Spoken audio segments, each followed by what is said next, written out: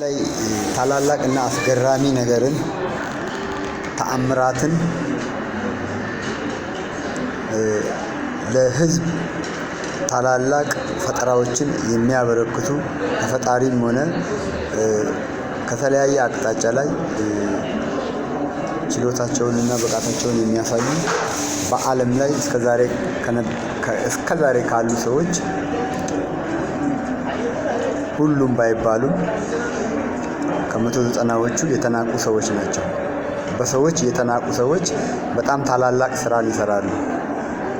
የሚንቋቸውን ሰዎች የሚያስንቅ ታላላቅ አስገራሚ ለሌሎች ሀብት የሚሆን ለሌሎች የስራ ፈጠራ የሚሆን ለሌሎች ብርሃን የሆነ ለሌሎች መብቴ የሆነ ስራ የሚሰሩት ወይም የሰሩት የታዩት የተመሰከረላቸው በሰዎች ዘንድ ብዙ ተቀባይነት የሌላቸው የተናቁ እዚህ ግባ የማይባሉ ሰዎች ናቸው።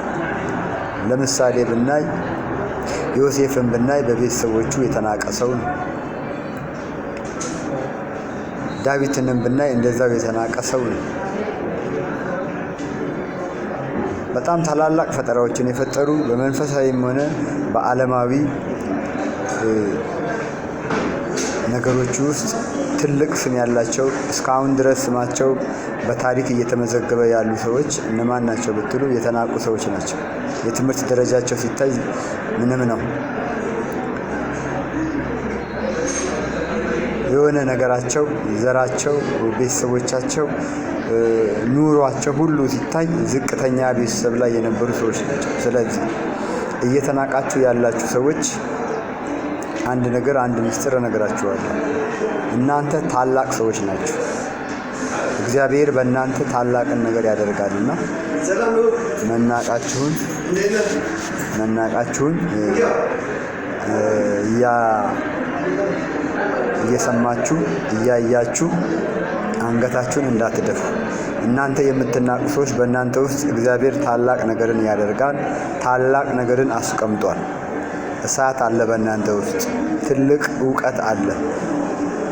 ለሰዎች ያልታያቸው እውቀት በእናንተ ውስጥ አለ። ለሰዎች ያልታያቸው ብርሃን በእናንተ ውስጥ አለ። ለሰዎች ያልታያቸው ጨው በእናንተ ውስጥ አለ። ለሰዎች ያልታያቸው እውቀት በእናንተ ውስጥ አለ።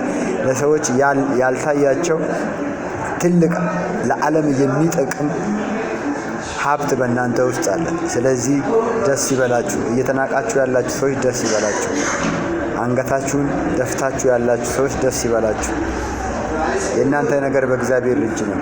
የእናንተ ተግባር፣ የእናንተ ሕልውና፣ የእናንተ ተግባር፣ የእናንተ ምስጢር፣ የእናንተ ዕልም፣ የእናንተ ራእይ፣ የእናንተ ግብ፣ የእናንተ ተግባር በእግዚአብሔር እጅ ነው። በእግዚአብሔር ጊዜ ነው የተወሰነውና ደስ ይበላችሁ። እየተናቃችሁ ያላችሁ ሰዎች ዓለምን የሚያስንቅ ከትውልድ ወደ ትውልድ የሚሸጋገር ታላቅ ነገር በእናንተ ውስጥ የሚሰራ አለና ሁሉም ነገር ደግሞ በጊዜው ስለሚሆን ጠብቁት። ደስ ይበላችሁ።